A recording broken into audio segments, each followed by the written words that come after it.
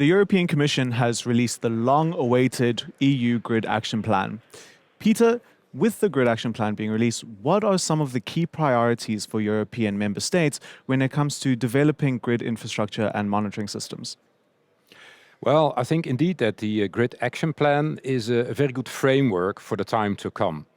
I think it illustrates that grids are center stage now for the next steps in the energy transition, but it also gives good guidance to priorities to work on. And perhaps I can name a few because I think everybody is aware that we need to invest heavily in the grids. For instance, for DSOs only in the 10 years to come, it will be 400 billion euros. So I think that one of the priorities in the framework of the action plan is to work on smoothening regulation, to have anticipatory investments and to have good revenue systems for the investments is a very good priority. But there is more. For instance, the acceleration of permitting to make sure that we can execute the projects, also have better access to funding, and very importantly also to work on better utilizing the existing grid. So having further insights in capacity to make sure that we optimize the use of the grids for both servicing demand and supply. I think it really shows how important the stability of the grid has become in 2023. On that note, do you think the distribution grid is ready? Is it on track for net zero? Well, on track for net zero is a very big question, you know. But if you look into it, I think DSOs truly are in action mode. Many of our members, from very small to very large, have already doubled their investments in the past few years, but there is more to come. So my answer will be yes and no.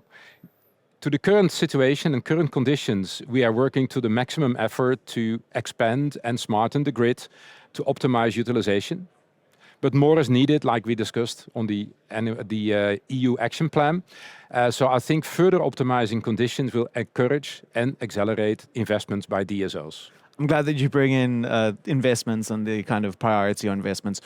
What strategies do you think are needed to encourage distribution system operators to really invest in grid modernization? Yeah, I think you can look into various tracks to stimulate further expansion of investments and smartening the grid. I think one of it, and DSO entity is also supporting that, is exchange of knowledge between DSOs throughout Europe to further investigate and optimize the best learnings to develop towards the grid of the future that will service a carbon neutral energy system. But also it's important to work on conditions together. So we refer to the Grid Action Plan, but also currently a lot of initiatives on regulation are worked upon, like designing the network code for demand response, which will enable the flexibility market to emerge. So I think it's a combination of sharing knowledge and ideas and putting things into action through new regulation and then, well, stimulating DSOs to operationalize that in their respective countries.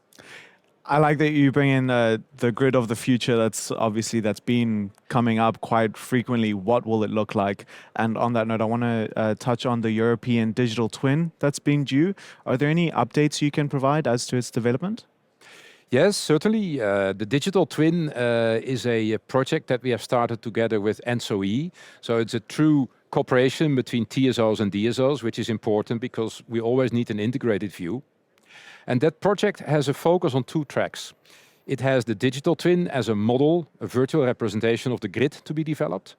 And also it will develop a set of smart grid indicators, as we call them, to encourage DSOs to invest in digitization of the grid.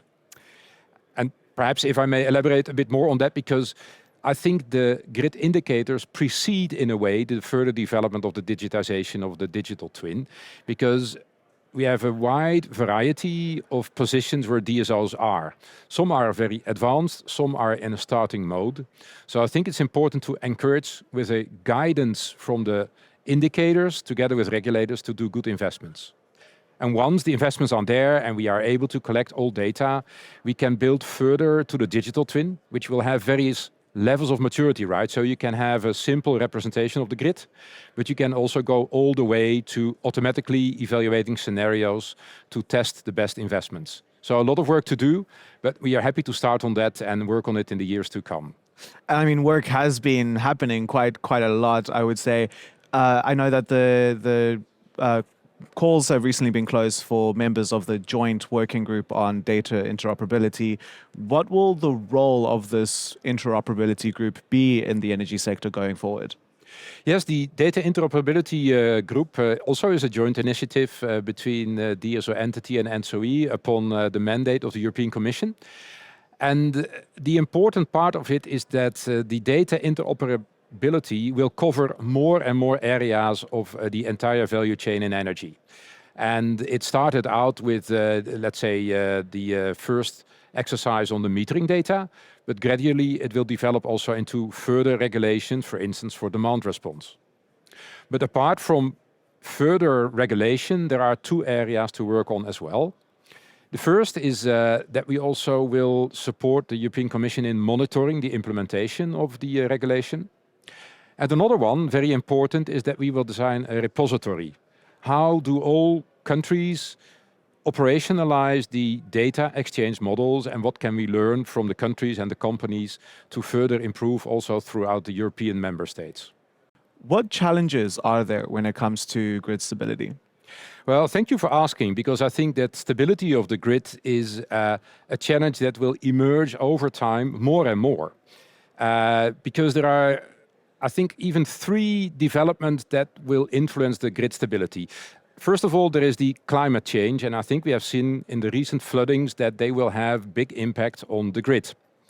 But secondly, also from climate change, the load and demand pattern on the grid will vary a lot more. So we need to anticipate on that. And thirdly, because of digitization of the grid, the security for the cyber area is also much more important. So I think that resilience of the grid will be an emerging topic in the time to come, to make sure that whilst keeping the grid stable, whilst transitioning it, we also build the resilient grid of the future. Well, Peter, thank you so much for sharing your insights. Thank you. For more insights into the energy transition, make sure to join the Enlit community.